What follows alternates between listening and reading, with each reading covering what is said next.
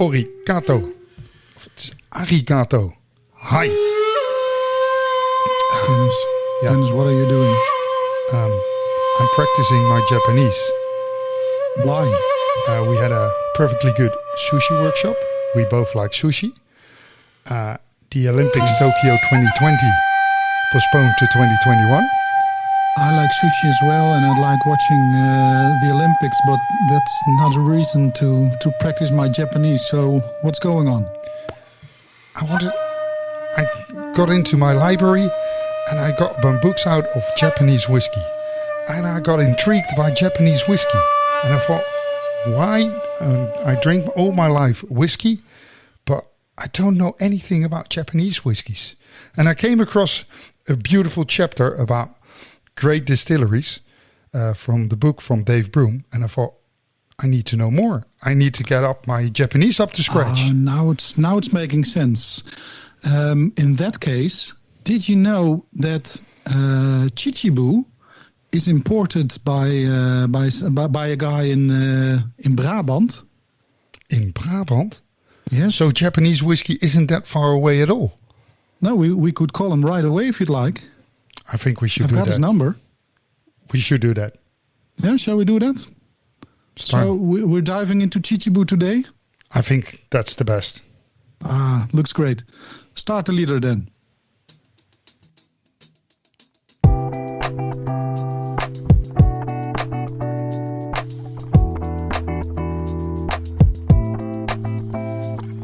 Welcome to Drop or Dram, the Dutch whiskey podcast, the English version. Pour yourself a good dram and enjoy the show.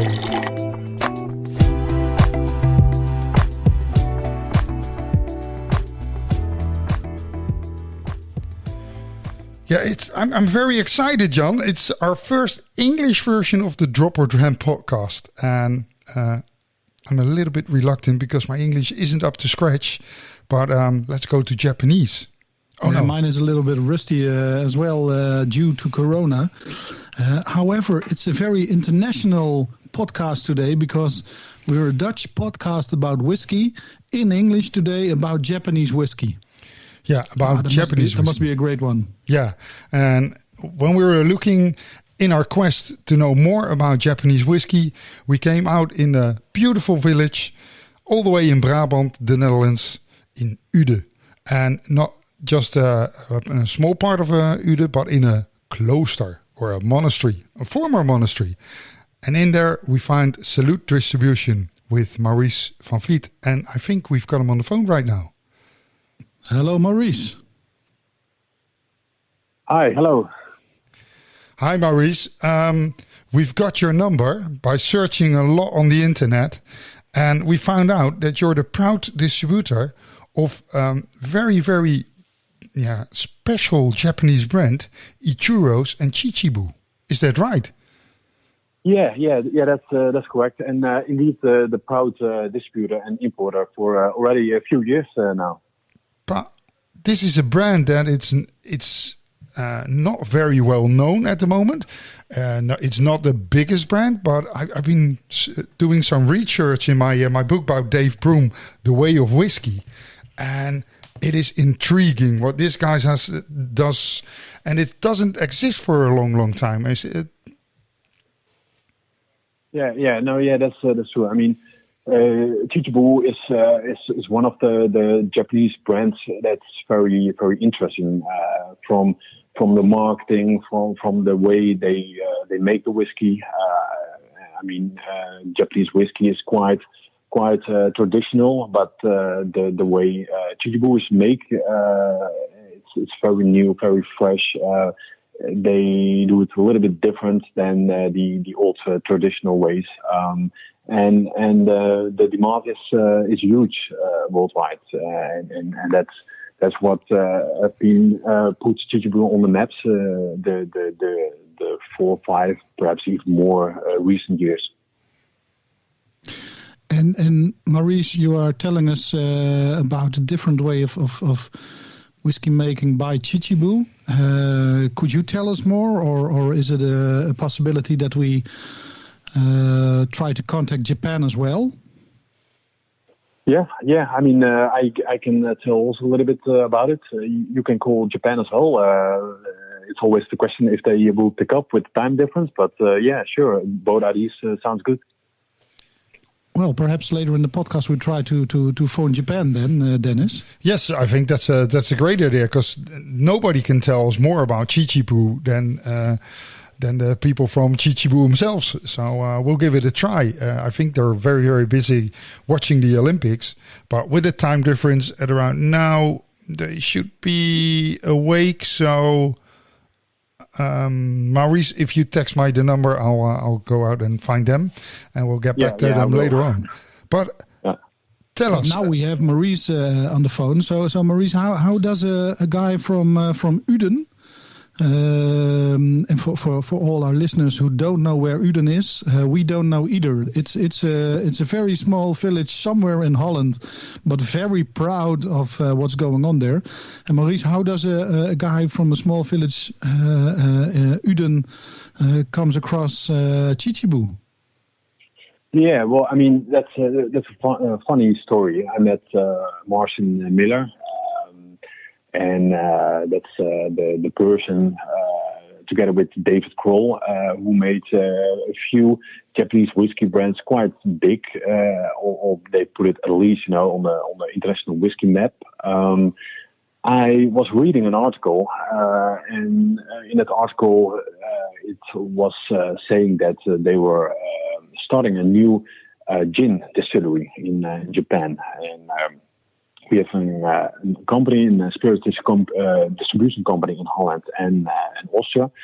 And I was really interested in that gin.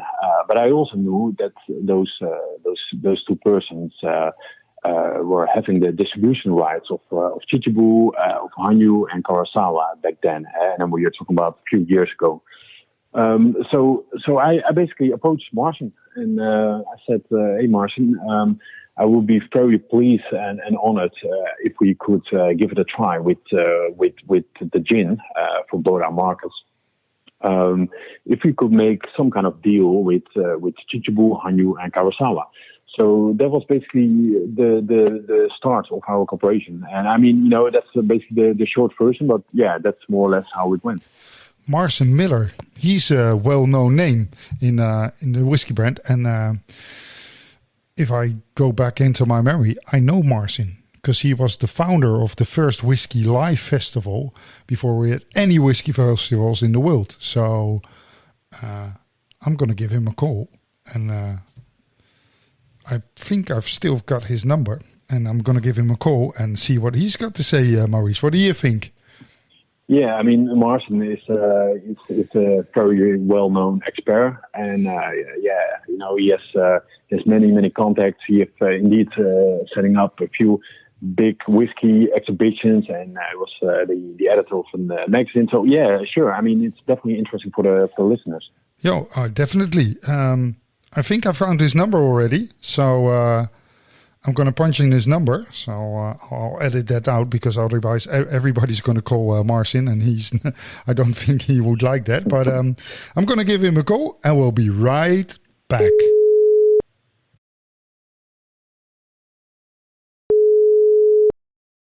Marcin, welcome. Dennis, thank you very much. It's a great pleasure to see you again. Well, it's a great pleasure to see you here. And, talking about Japanese whiskey, you're one of the guys that we needed to talk earlier about because you you started Whiskey Live, one of the biggest festivals, the first one in Japan. And that's already says about how big whiskey was in Japan already. Back in, 2000? 2000, yeah, that's right. Whiskey Magazine, a UK-based publication of which I was publisher. We wanted to do a Japanese language version and hold some events. So I flew to Japan in 98 or 99 and took it from there. And on the flight over, I was traveling then as from a position of some ignorance. I knew nothing about Japanese whiskey. And to be honest, as an Eastern European, I'm not sure that the idea appealed that much. But like so many people who have had the good fortune to travel to Japan over the years, within hours of landing at Narita Airport and getting into Tokyo and getting into a bar, I was completely beguiled by Japan, by the people, by the culture, by the cuisine, and ultimately by the whiskey. So it's been a lifelong pursuit for, well, it's last 20 years, certainly. Japanese whiskey has figured large in my life. Yeah, I've always known about the Japanese whiskey and its existence, and if you read more about it, it's the history is a long time ago. Mainly, people think about all the big stories that the Japanese took some of the distilleries and the water and the yeast back to Japan and try and make their style of whiskey, but before that, they were making whiskey and other, well, very great spirits in Japan already. So it isn't of a surprise that these guys, like their automobiles and phones, took all the best part and improved it more or less and make their own style.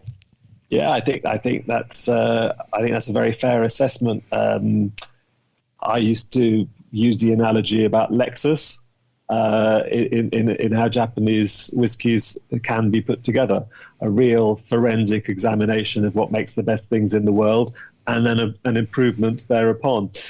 It's we live in interesting times, Dennis, because I say something like that, and it's a generalization, it's a broad brushstroke, but because Japanese whiskey is so hot at the moment, a lot of people are taking the opportunity to speculate, and there's some quite opportunistic activity in the sector, as I'm sure you're well aware. So we're at an interesting crossroads now, because you'll have read that there are some regulations coming in to regulate what actually constitutes Japanese whiskey. Until very recently, you could buy a container of whiskey from anywhere in the world, whether it's Canada or Ireland, and import it into Japan, bottle it in Japan, and it would therefore you'd be able to name it Japanese whiskey. So when you have consumers getting very excited about this category and buying things which they consider to be Japanese whiskey because it says Japanese whiskey, thinking in their minds that it was distilled, blended, bottled in Japan, it's an interesting crossroads, an interesting juncture. Yeah, it definitely is. But I think also that's the consumer also thinks about whiskey is Scottish, maybe a little bit Irish, and taking America into account with the bourbons and stuff. People know that bourbons are made certain regulations, but a lot of people think about Scotch and Irish whiskey. That's the same all over the world. But regulations all over the world differ, even in Australia or India, or, well, they make whiskey all over the world. So, but talking about Japanese whiskey, it is really interesting because they had their own distilleries. There were a lot of Japanese whiskey distilleries making Japanese whiskey. But once somewhere they decided to do get stuff from other places, for, well, whatever reason they were thinking about trying to get better stuff or blending it together. And as you were saying, the regulations now going to change. But also, Japanese are always really traditional. That's what I like about Japan, and it's on my bucket list. So I haven't been there yet, but I always love all the history and the traditions, and you can see that in their spirits, in their food, in their tea ceremonies, in, well, everything Japan. On the other hand, they are thinking out of the box and want to improve, very technical, high tech, always trying, looking at the future. So there's a huge difference in that. And I also see that in Japanese whiskey, because looking at Suntory, Nikka, old style, beautiful Japanese, and now recently, ChiChibu Distillery, 2008, talking about a really good distillery, taking it out of the box, different styles, different blends. Well, you know all about ChiChibu because you're one of the guys responsible making this brand well known here in Europe and also here in Holland. That's very kind of you to say so. I mean, I think you're right. That creative tension between the traditional and the new is fascinating. It's one of the things that constantly draws me to Japan, because you can be in Tokyo, which is a sort of megalopolis of 50 million people, and you'll find a quiet shrine or temple in a park that you won't be expecting. And Kyoto is the other way around. I spend a bit of time in Kyoto these days, and Kyoto is extraordinarily traditional in how it looks. None of that Tokyo high-rise. But it's also the world headquarters of Nintendo and stuff like that. So you've got these things going on. So with regards to ChiChibu, ChiChibu is new because it was built in 2007 and started distilling in 2008, as you say. But it is part of a longer tradition, because Ichiro Okuto, who built ChiChibu, his grandfather had built the Hanyu distillery. Hanyu was built, if memory serves, possibly in the 50s. I probably need to check that. But they only got their pot stills in 1980, and the distillery closed in 2000. So there's this 20-year window for the production of single malt whiskey at this distillery. But it does mean that was a precursor to the work Ichiro then did at ChiChibu. What happened was there was a downturn in the economy that was affecting whiskey. And so 2000 is the year that Hanyu closed. It's also the year in which Karazawa did its last production run, R1, which is another story I might come back to. So when the Hanyu distillery was closed and was being knocked down, Ichiro Okuto rescued the last 300 or 400 casks from his grandfather's distillery and immediately set about re-racking them in different wood to create a story and a kind of marketing impetus behind these casks. And it was at that stage that he learned an awful lot about what whiskey was about, or this is certainly how he's explained it to me, about what whiskey is about, in that he, for me, is one of those people that almost embodies, again, a generalization. If you think of the Japanese, and one has to be careful when one talks in these terms these days, but when you think of the Japanese, you think of this meticulous eye for detail, this obsession with getting things right and getting deeper and deeper and deeper into something. We know how many years it takes to become a sushi chef. These things don't happen overnight. So when Ichiro was buying casks for the re-racking of Hanyu, he would go from Japan to the bodega, to the winery, to the port house, to see firsthand, to pick the casks firsthand. And from that, grew this opportunity to create something at ChiChibu. Even now, well, not now because of the pandemic, but until recently, Ichiro would fly his team from Japan every year to Norfolk, where I live in the UK, to Crisps, because they would do their own maltings, again, firsthand. This is not ordering stuff off the internet. This is understanding and learning to create the best that you possibly can. And that's absolutely wonderful about the story, because as you were saying, the tradition of Japanese whiskey, but also traditional Scottish whiskey distilleries, doing mash bills once in a while, trying new woods, and well, you see a lot of it in the Irish distilleries at the moment, but mainly Scottish distilleries are very traditional. They know their mash bills, they know their grains, they know everything, how the wood works. Maybe once in a while try a new source of wood, or no, not wood because they're not allowed, but other. And that's the amazing thing when I got to know ChiChibu better and better in Japanese whiskey. It is about thinking out of the box. It's different styles. It's knowing what grains do, but also what wood does to it. And if you have other spirits or wines and blend it together in casks, and what effects it's going to have on your final outcome of your whiskey and your style of whiskey. But even, as you were saying, making a Japanese blend or a world blend, as you were saying, taking the best of Irish, the best of Scottish, the best of Canadian, put it together in a certain kind of way that nobody else is allowed to do or even tries to do, and gets this wonderful, complex, different style of whiskey, which is new. And with now the regulations coming up, it's better known. But that's what the Japanese always did, very, very well. But is misappreciated or misunderstood. And Ichiro, as you were saying, he does it fairly open and gets new styles out there, and it's really, really appealing to people. There's a couple of things I'd just like to add to that, which is talking about tradition again. Ichiro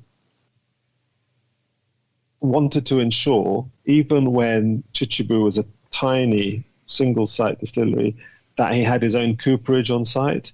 So he got an old cooper in and got that guy to apprentice a young cooper. And coopering in whiskey, as you know, is absolutely essential. But it became, for him, it was such an obvious fundamental thing that they had to do. And that is an ancient tradition. Also, what I adore about ChiChibu is everything is done by hand. Again, I haven't been there for a couple of years for obvious reasons, but the mash tun was turned by hand by a big wooden paddle. It was really as basic and as human and as old-fashioned as that. Getting back to the wider point about blending and about tradition, I'm sure you know this, Dennis, but I know you know this, but it's worth just revisiting. There is a competition between the two major Japanese distillers, Suntory and Nikka, and they're 99% of the whiskey industry in Japan. And the competition is so sort of fierce that they never exchanged fillings between their distilleries. Now, this is diametrically opposed to what happens in Scotland. I don't know how it is today, but traditionally, every Scottish distillery would speak to other distilleries and get spirit in so they could blend. It's like an artist having a palette with many, many different colors. Whereas in Japan, Suntory and Nikka weren't exchanging. So they had to make their own different makes. And I think that may have been one of the reasons that led to importing whiskey from Scotland to create this sort of this blend back in the day. Also keen to point out that Ichiro, as well as this everything being done by hand, as well as the cuts being done by palette, as opposed to just with by computer, his blending is extraordinary. There's always been transparency about what he uses in his blends. I mean, not necessarily distillery names, but the provenance is there to be explored. But his technique, his mastery of blending, I think, is peerless. Yeah, and it got quite a name to it, ChiChibu in the world. It's one of the most sought after whiskies in the world. And also here in Holland, it's gaining day by day fans and drinkers of this wonderful spirit. And well, the distributor Maurice of Salud distribution. How did you get to know him? How did you get ChiChibu here? Because it's not like I go out and buy it in any liquor store in the world and take one bottle and think, that's interesting. I might distribute this. This is different. How did you get the most sought after whiskey so well known here in Europe? And you have to take credit for this because, well, you did this and got it here in the small, lovely country of the Netherlands. You're very kind. I mean, we were lucky enough. My business partner in Japan, David Kroll, and I were lucky enough to start working with Ichiro on his Hanyu card series. I left Whiskey Magazine in 2004. David and I started working together in 2005, which was about the time these Hanyu casts were starting to come out. And to be honest, I'd never sold a bottle of whiskey in my life, Dennis. And I remember getting a call from the bonded warehouse saying, your pallet of 600 bottles of Japanese whiskey has turned up. I had no idea what to do, no idea where to turn to. The reason I wanted to work with Japanese whiskies is having visited Japan and having loved the whiskies, when I left the magazine, it became apparent that I'd been writing about them, but people didn't get the opportunity to taste them because they were so rare and so hard to come by. So the idea for the business, which was supposed to be a side hustle, was to talk to some of these guys that we knew that were making whiskey, that weren't the big boys, and to leverage, is what they'd say today, some of the relationships that we have with distributors in countries. So Thierry Benita in La Maison du Whisky, Sukhinder Singh at the Whisky Exchange, and create a market for these whiskies that we passionately believed in. So we were working with Hanyu at the time. As you know, we bought the entire inventory from the Karuizawa distillery. Then ChiChibu came along. So we were very, very much imbued in these products. And guess what? People would hear about them and would want to talk to us about taking these products. Now, we probably had more inquiries than we had stock available to fulfill every market. But Maurice is a compelling guy. He's got that... Again, one has to be wary of generalizations, but the Dutch, the nation of traders, he wants to do business, and it's easier to do business with people who want to do business. But what convinced me was I made it difficult for him. I said, look, you're in Amsterdam, I'm in Norwich. It's a direct flight from KLM to Amsterdam to Norwich. I said, if you want to talk business, come and see me. You fly over, I'll buy you lunch, and then we'll see where we get to. And I just really liked him. I liked the setup he had. He was a young guy compared to me, but he's got energy and he had plans and he had a genuine passion for spirits, and he was very keen on some of these Japanese products we had. And I've got to say, I've enjoyed working with him since, very much. I've enjoyed my visits to Holland, for obvious reasons. And the point here, I guess, is I sort of distanced myself, David and I distanced ourselves from the Japanese whiskey business a few years ago because we had this new project that was taking up all our time, all our management time, all our headspace. And so regrettably, I told Ichiro that this was going to be the case. And Yumi, when you speak to her, I think she was there, she'll verify that he was quite upset. It came as a bit of a surprise. But he said very kindly, you have nurtured our baby and now our baby must walk on its own feet. And I thought that was quite a nice idea, quite a nice analogy. But when I told Maurice, he was equally crestfallen that he might not have the opportunity to keep building ChiChibu because he had such belief in the product and the story and the provenance and such enthusiasm for the liquid that I said to him, listen, I will put you in touch with Yumi. I will recommend that you carry on doing what you can, but the decision can't be mine anymore. I don't have rights for worldwide export, but I'll put you in touch. You make it happen. And clearly that same passion and interest and enthusiasm and belief that I saw in Maurice, clearly Yumi and the ChiChibu team felt the same way, and there we are. Yeah, big success story. And now it's widely available when it is available, because some of the whiskies is still very, very hard to come by and snatched off the shelves whenever it hits the shelves, or even before, straight out of the box, more or less. But it's a wonderful story that. Japanese whiskey, almost forgotten in the late 90s, early 2000s when we met. Talking about Japanese whiskey was like, well, yeah, nothing really. It was like, okay, next subject, and now it is such a hot thing, and it's wonderful to see ChiChibu grow, Japanese whiskey grow. And taking these traditions into account and all those stuff here.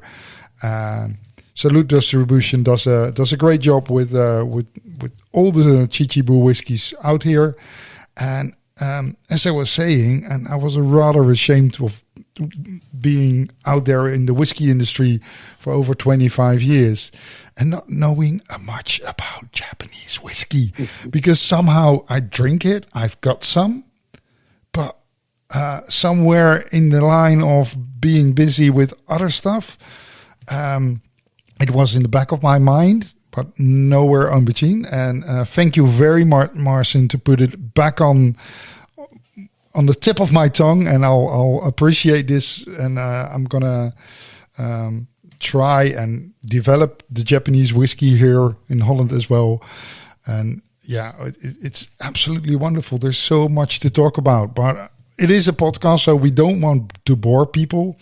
And I definitely gonna go back to you once again, talking new projects with you. But thank you very, very much for your time and efforts and everything about ChiChibu, and we're going to have a taste of some of the great whiskies, because we've got some of it here, and talk with Maurice and with my co-host Jan in a while, and see where it goes and let people enjoy this wonderful spirit. And thank you so much for this indeed. Lovely to see you, Dennis, and I look forward to having a glass of Japanese whiskey with you when the restrictions allow, and Maurice can pick up the bill. Until then, kanpai and sayonara. Thank you. Bye-bye, Marcin. Bye-bye. This is Drop or Dram. Ooh, that was a great little chat with Marcin. Good old memories with that man.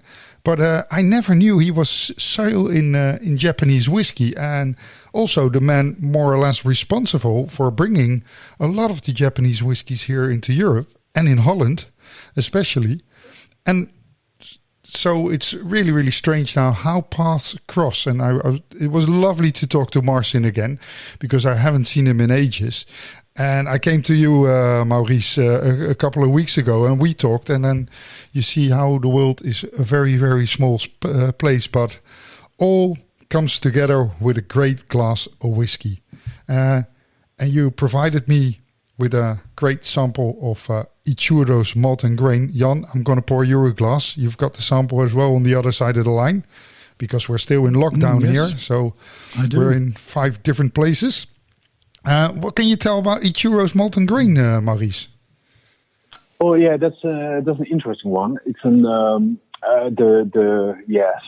to say classic ChiChibu, which is also available in a big large volumes, and we supply to many liquor stores across Holland and Austria, and that's basically where or how we want to build a brand with the classic white label ChiChibu.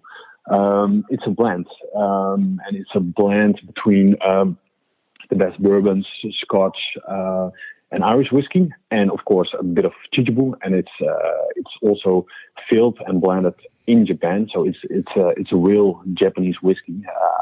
But a blend at the end of the day, and it's an interesting one because normally the Japanese whiskey making is very, very traditional, but this is totally something different. And also on one end, because the supply is very limited, and due to this blend, which is available in a bit larger quantities, price-wise, also very much affordable.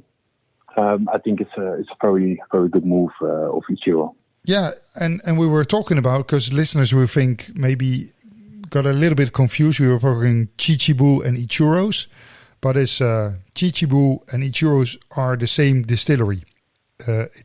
But it's a different brand from the same distillery. Yeah. ChiChibu is basically the place where they make it. Yeah, small place up in the north of Japan. It is interesting because Marcin also told us a little bit about the world blend and the Japanese blend, and you were talking about world blends and Japanese blends. It might be a little bit confusing because you were saying the Ichiro's malt and grain is more or less the standard Ichiro's from ChiChibu distillery, from Ichiro's, but it is coming from all over the world, and I like that in Japanese whiskies. I've been reading about it, and I didn't know that, even though I'm been working in the whiskey industry for a long, long time. But I love the traditional Japanese. They are so stuck on traditions, tea ceremonies, geishas. That's what I think. It is on my bucket list for ages because I love the history of the Japan. On the other hand, they are so modern, so they look across borders and take whiskies from the best parts of the world and put it together in what they think is the best to produce. And that's the world blend. Nobody does that, Maurice, I think, anywhere in the world. No, yeah, that's correct. It's amazing stuff. Jan, what do you think about the malted grain? World blend, so Japanese, American, Irish, Scottish. Yeah, it looks great. A little cognac colored. And in the nose, some apricot, perhaps a little caramel popcorn, a little bit of creme brulee. Let me take a little sip.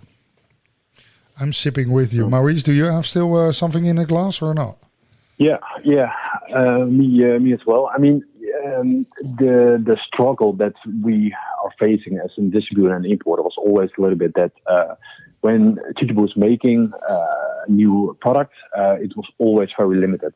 You get for each market, let's say, of the ChiChibu period, which is being produced in a few thousand bottles, you get perhaps 120, 180 bottles for both markets. And then there are a few other references. But how can you actually build the brand, ChiChibu? How can you roll it out in the gastronomy, in on-trade? How can you create brand building activities around it? So that was always quite hard, especially with all those single cask bottlings, a few hundred bottles, and then it's over. And then you've got the new ChiChibu reference, also with a few hundred bottles, and then it's finished. But with this white label malted grain, it's actually for us as being an importer and distributor, it's possible to build the brand and to teach people about ChiChibu and the price, which is affordable as well, makes it also more accessible for a greater audience. So this is more or less your basis on which the ChiChibu brand is built here. Yeah.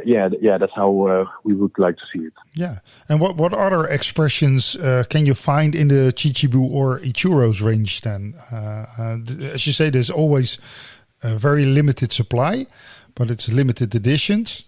But what can we think about after the white label? What are other brands that are available?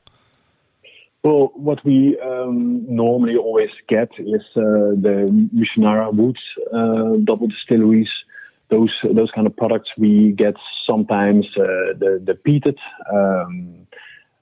So these products we are getting quite often. But I mean, it's not that we say, okay, ChiChibu, this is our purchase order. Please, supply us. It's working the other way around. They always tell us what we will get. And of course, we always say yes to it. But then, in that case, we're always very depending on what is available at that moment. So when you see a ChiChibu or an Ichiro's in the store, snap it up because it's going to be gone whenever you blink with your eyes, more or less. Yeah, correct. And you see also those bottles, being in the market for many, many years. And also the same with ChiChibu the Peated 2016. I think it's still in the market because the quality is so unbelievable good. Yeah. But just to be sure for our listeners, you mentioned the ChiChibu World Blend White Label. There are also some limited editions. I noticed. Yeah. That's correct. These are the limited editions that won the Best Brand Award worldwide, and it has been won, I think, already a few times in a row. So 2020 or 2019, 2020, 2021, as far as I believe. Hey, Maurice, I also noticed a very fancy intergalactic series, and I heard a rumor that there's a Dutch, something Dutch about it. About the intergalactic series, yeah. I mean, we are the creator basically of the whole range. So yeah, so that's pretty much Dutch. the creator of the Intergalactic series. Yes, I'm browsing the internet as we speak and finding out where I can still buy some of the beautiful limited editions. And I see great, like you were saying, great stuff around there on shelves with limited Mitsunara editions. And I came across the very, very exciting looking Intergalactic series 1 and 2, 3 and 4. Looking very futuristic, 3 and 4 with cartoon, real Japanese cartoon art, and number 1 and 2 pretty spacey, intergalactic with the robots on it. And you were so kind to send us over some great editions, samples of edition 1 and 2, and it was only a very, very small bottle, so it must be something special we have to share. Jan, I'm gonna. You have the other half, so I'll pour you. But why did we only get half a miniature? Yeah, that's a good question, because I like to drink this whiskey as well, and it's also quite expensive. I mean, every sip is around €100. So please enjoy it. Okay, that explains quite a lot that we only got half a miniature, but we're happy to share. So Jan, I'm pouring you. I'm pouring my glass edition one. Wait a minute, because I was halfway through the tasting of the ChiChibu World Blend White Label, and I still owe you some tasting notes. So if you let me finish this first, with the taste of chestnuts. I get a little bit feeling of autumn while I'm zipping this one. This is also, it's very very accessible, Maurice. It's a nice nice dram. Yeah. That's exactly the. Sorry. Yeah. That's exactly the idea behind the bottle and the quality. It should be an accessible whiskey, which should be available and reachable for a bigger audience. Yeah, we try to be a very inclusive podcast, but you can't deny that some whiskies are more liked by men than by women. But this is also. Oh. We got a glitch in. Very accessible. Jan, you're drinking too much. We have a large glitch. We have a large glitch in your.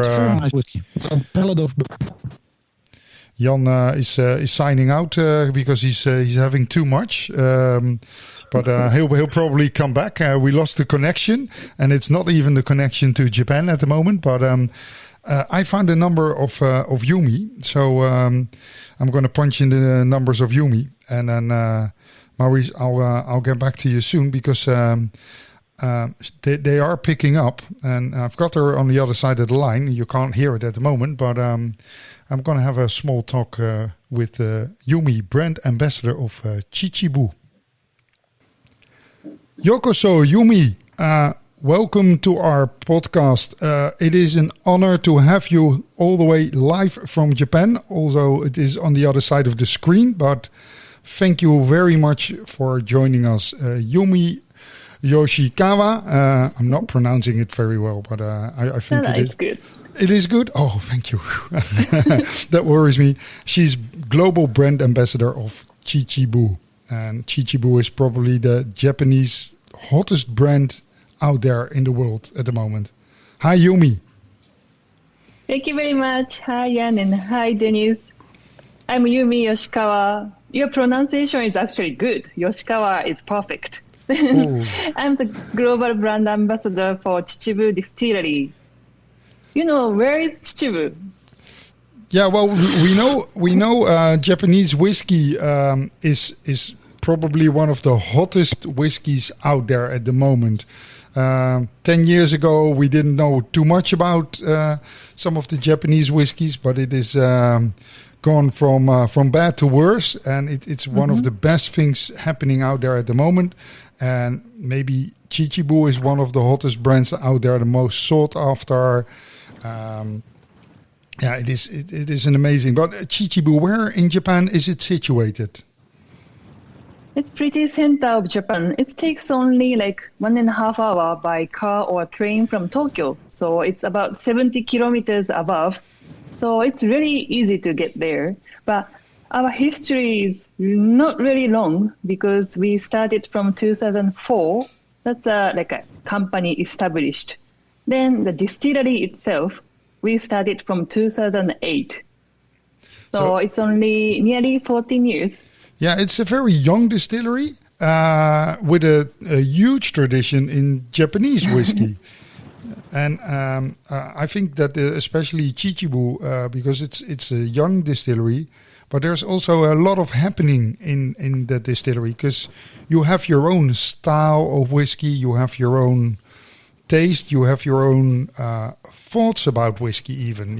The experiments, the way you blend, the way you make your malts.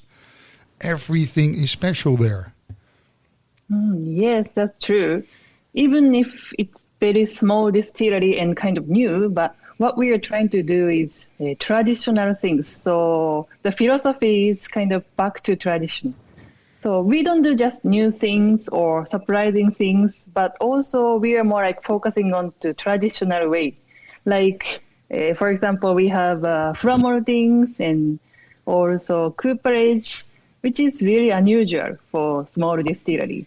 But what we are doing is like same things as back to 1960s, for example.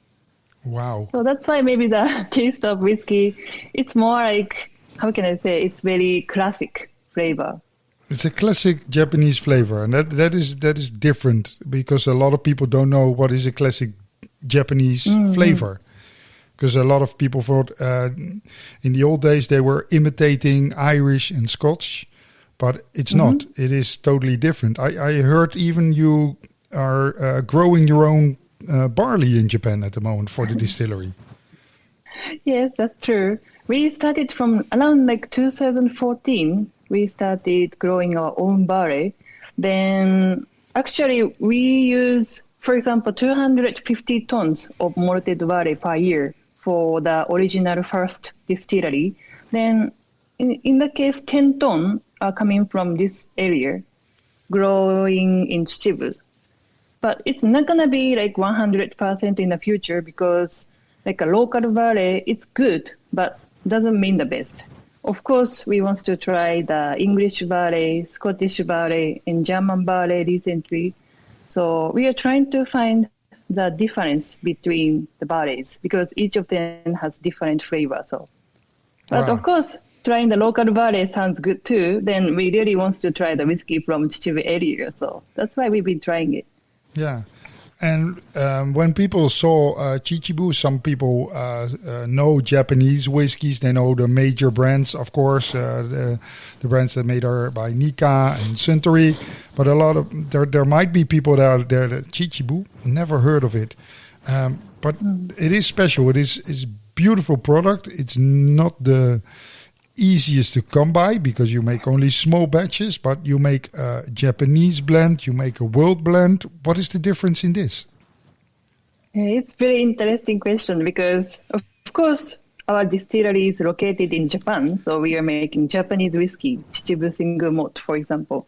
But also, in our distillery, we cannot produce grain whiskey, for example. We use only malted barley. But as a whiskey producer, making blended whiskey is kind of one of the dreams. So Ichiro thought, Japan is not only one country making good whiskey, but also if we are traveling around the world, of course, Scotland, Ireland, US, American whiskey is really famous and popular, and also Canada is making whiskey for a long time. So Ichiro thought, if we forget about the border, we can find nice whiskey from all over the world. Then Ichiro is, of course, he established the company and also he's a master blender too. So as a blender, he wanted to see what's going on during the maturation if we have a Scotch whiskey, for example, in Japanese environment. That's why he started importing whiskey from all over the world and he kept it in ChiChibu. Then a few years later, he tried his own blend with the world whiskey. Then he created the world blended whiskey, which is quite unusual and also new challenge for Japanese industry, I think. Wow, yeah, that is amazing because it's all as I like to say, thinking out of the box. It is different. It is very bold. It's not that everybody does, especially in an industry of whiskey where tradition is very high standard. And if you do slightly different, then people go, ooh, or it depends on what you look at it. I like to see it, that is amazing. But if you compare, because ChiChibu whiskey and Japanese whiskey is becoming more and more popular here in Europe. It is rediscovered, I think. ChiChibu is a very hot brand, but in Japan, how is ChiChibu doing in Japan to other whiskeys brands and stuff? Is there a difference in taste that Japanese like, or? It's really difficult to think of. Maybe it's about same as what's happening in Europe. ChiChibu, basically, we've been launching our single malt or single cask a lot, even in Japan too. And also people are drinking world blended whiskey from ChiChibu distillery. So both of them are very important for us. But recently we realized, small distilleries starting up in Japan every year. It's not only 5 or 10, but more. So we thought it's really important to explain or talk about our brand or product more carefully. And also, whiskey has a lot of opportunity for open up the world, we think, because ChiChibu distillery, the people working for the industry, working for the production, they're kind of whiskey geeks because they do like whiskey. Then they couldn't stop thinking about whiskey for many years. That's why they decided to come to the distillery, and now they joined to the company, then making their own whiskey.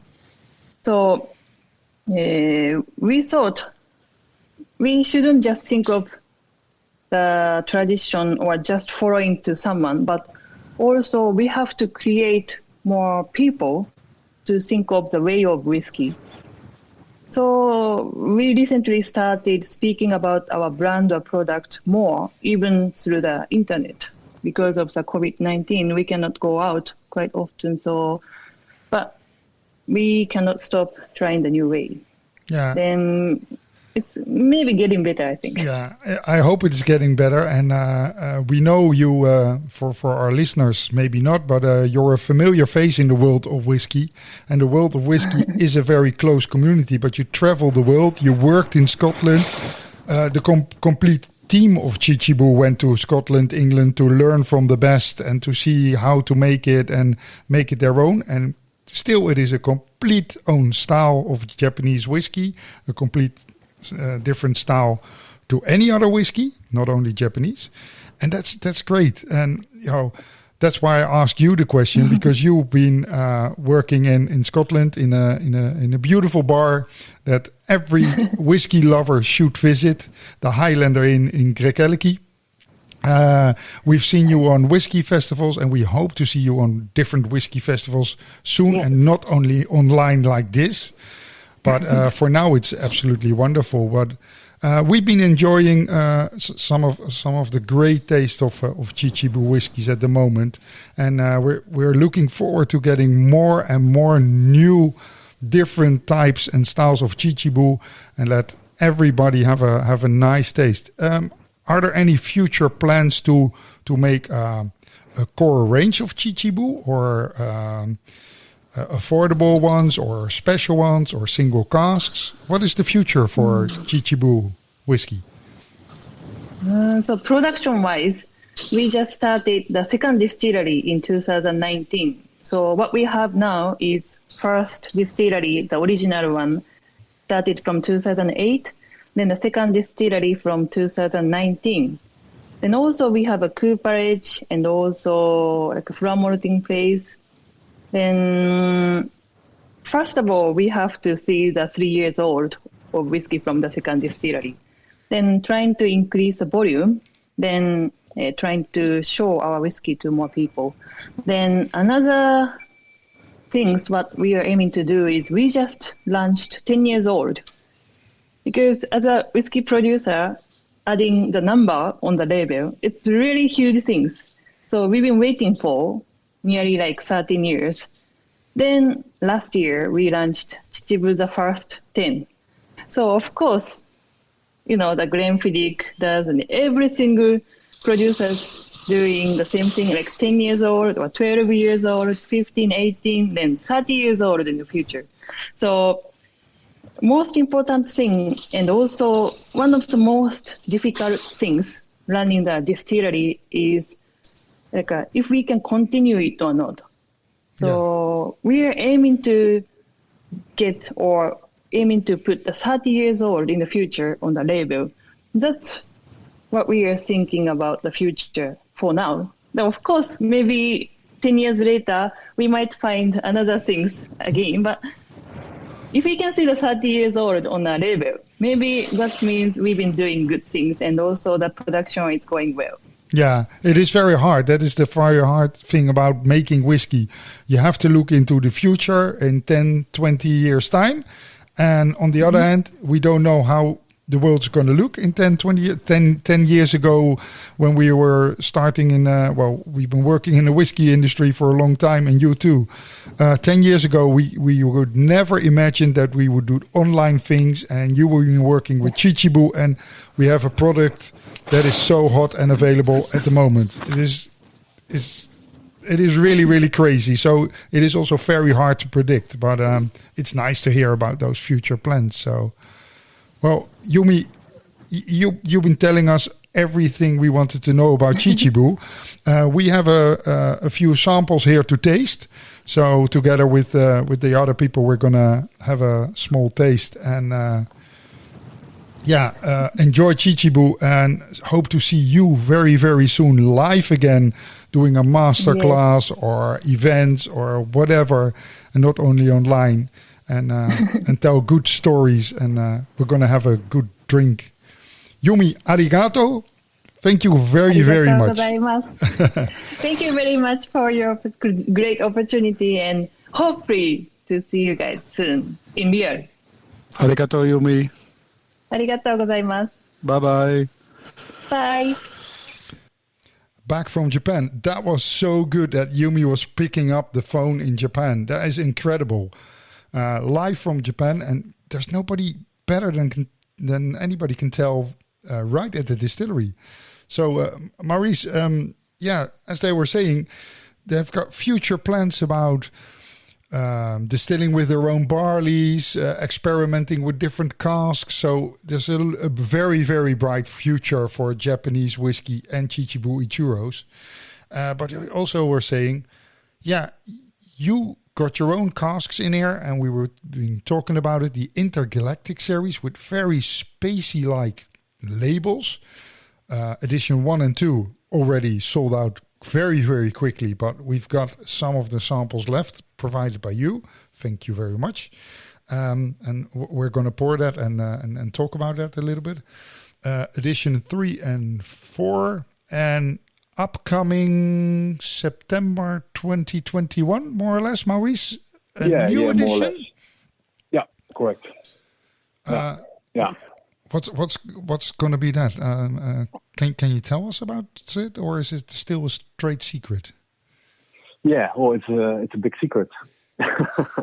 Okay. No. It's it will be edition 5 and 6, and I mean, we started a few years ago with edition 1 and 2, last year 3 and 4, and now it will be 5 and 6, and I mean, the day that we released 1 and 2, it has been a crazy ride, from master classes where people from LA and Taiwan attended, to phone calls from Forbes to interview us about the whole Intergalactic project. So it has been a crazy ride, and in the beginning when we started with the whole project, we had no idea about the worldwide demand of these single casks. Absolutely nothing.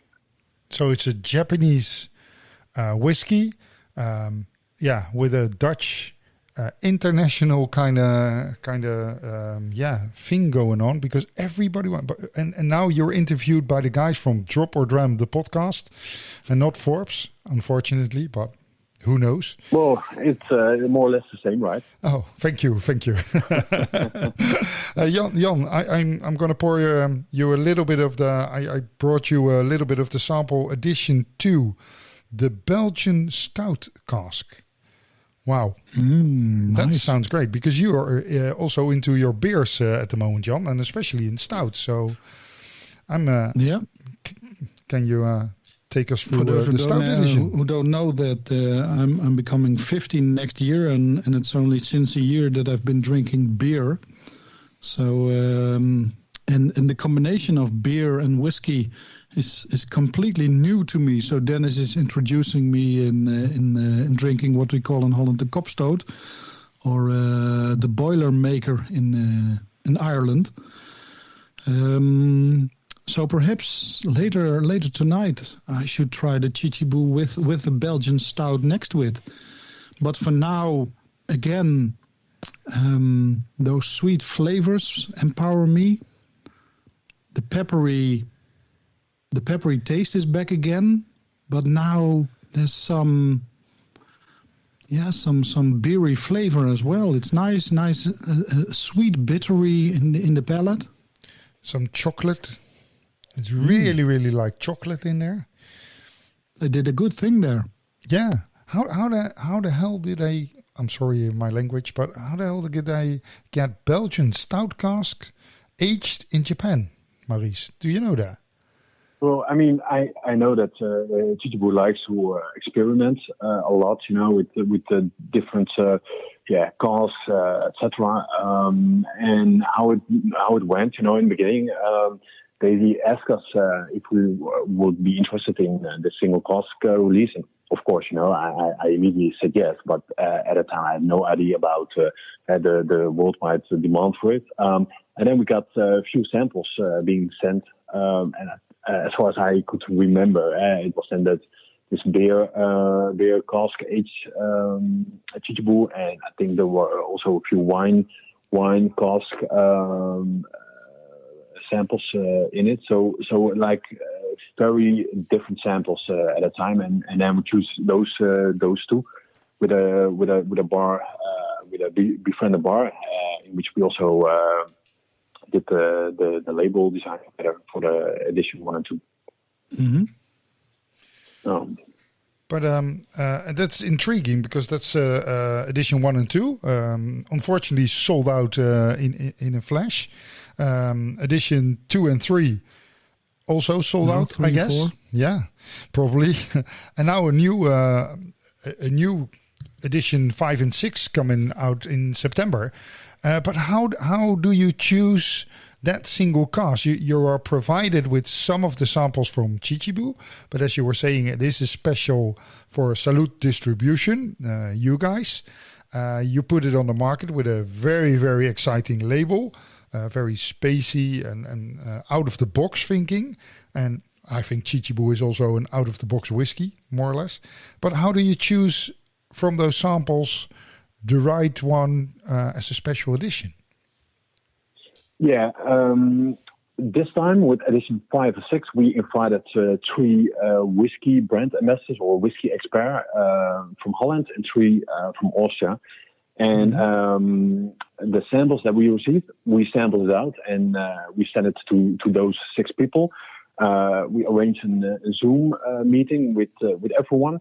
Everyone has been able already to taste the samples before,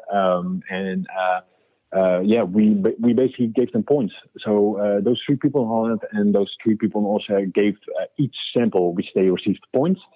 And the 2 samples with the most points have been selected to become the edition 5 and 6. So we didn't do anything.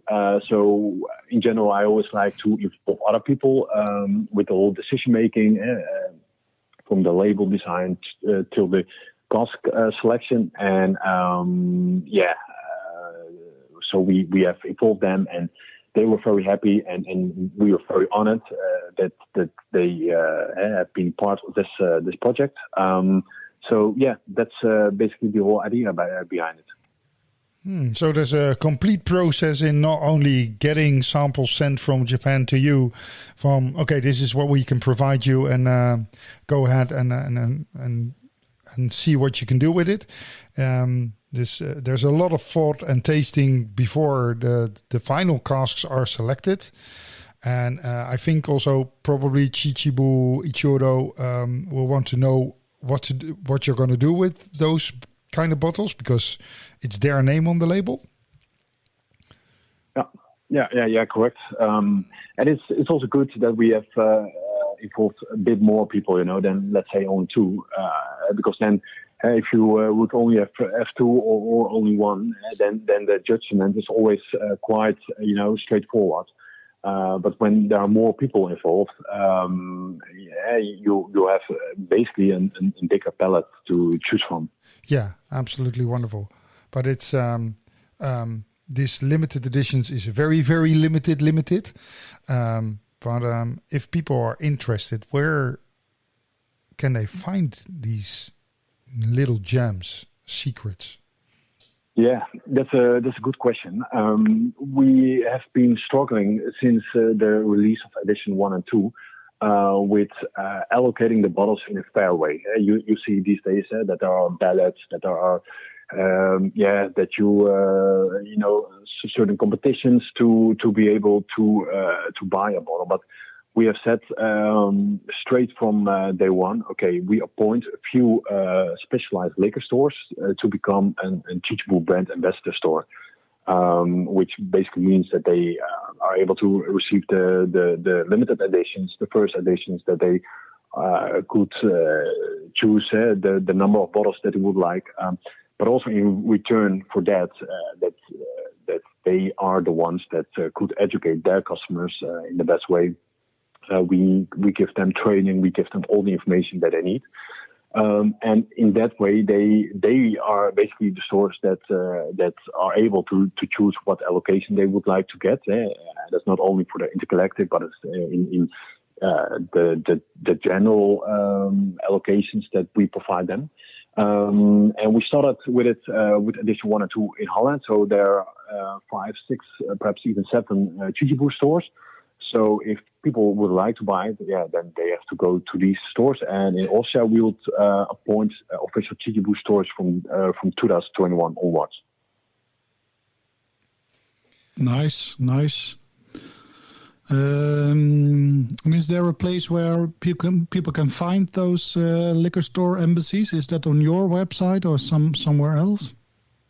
Yeah. It's I'm not sure if it's on our website, but for sure we will also announce it on social media, so that people can reach out to those liquor stores. But I guess at some point they most probably already have quite a large list of people that have interest. But anyway, it's for us a very good way because it's the most fair way. Otherwise people always say, okay, but I also try to buy it, but I can't buy it, or I'm not able to buy it. And through these stores, they can exactly say, okay, I would like to have 24 bottles or whatever. Then we divide it in a fair way amongst those ChiChibu stores, and that works the best as far as our experience goes. Wow, that's a good story. It's as we were saying, Jan, we've been drinking for a long time whiskey. We know our Scotch, we know our Irish whiskies, but our Japanese whiskies, that's been passing us a little. And with Maurice telling us all this great stuff, and with a new insight in Ichiros, and like what Yumi said, it doesn't exist for that long. Even the tradition in Japan has been there for ages. It is a fairly new distillery. And Marcin, good old friend Marcin from Whiskey Live, Whiskey Editor, Whiskey Magazine editor. Absolutely wonderful to see what people have to say about a new brand. That it opens up my eyes, Jan. Yeah, absolutely, and not only my eyes, but I'm still my nose, my palate, sipping away on those first two editions of the Intergalactic, and I can still smell my empty glass of the World Blend. So with Tokyo 2020 on tally and some Japanese whiskey in my glass, this must be a great summer to be. Yeah, absolutely. And I'm thinking about searching for a list of the ChiChibu embassies, because I'm gonna find some of the new Intergalactics as soon as they come out. Arigato, Maurice, for this wonderful conversation. Yeah. Thanks a lot. I would also like to point out that the whole Intergalactic project fits very well at our company. I mean, at the end of the day, how we have done the Intergalactic project, the label design, the way we choose the cask sample. I think it fits really with a younger generation company, which we are. And that makes the whole project a little bit different than many other projects out there. And at the end of the day, I mean, we also have been a bit lucky, to meet Marcin and Yumi, of course, and to have been allocated like every single year, with two single casks. So I'm also very curious, to see where it will go to, where it will end up. So yeah, I mean, the future looks bright. Yeah, the future looks bright because. Maurice of Salud Distribution, thank you very much. But you are a young, interesting company with not only the Japanese whiskey, but you have a portfolio of beautiful other kinds of distilleries and whiskeys out of the box from, I guess, what was it? Australia, wine casks, Danish whiskies. You got other spirits as well. Too much to talk about in one podcast, but I think as soon as lockdown eases up, Jan, we're going to make our way to Uden and going to rob his... in England, we'll meet again. Yes, till we'll meet again. Maurice, for now, thank you very, very much. It was a great dive into Japanese whiskey. And there's a lot more to come, I guess. As they say in Japan, for now... arigato and kanpai. This was Drop or Dram, the Dutch Whiskey Podcast, the English version. I hope you enjoyed the show, and until next time, bye-bye.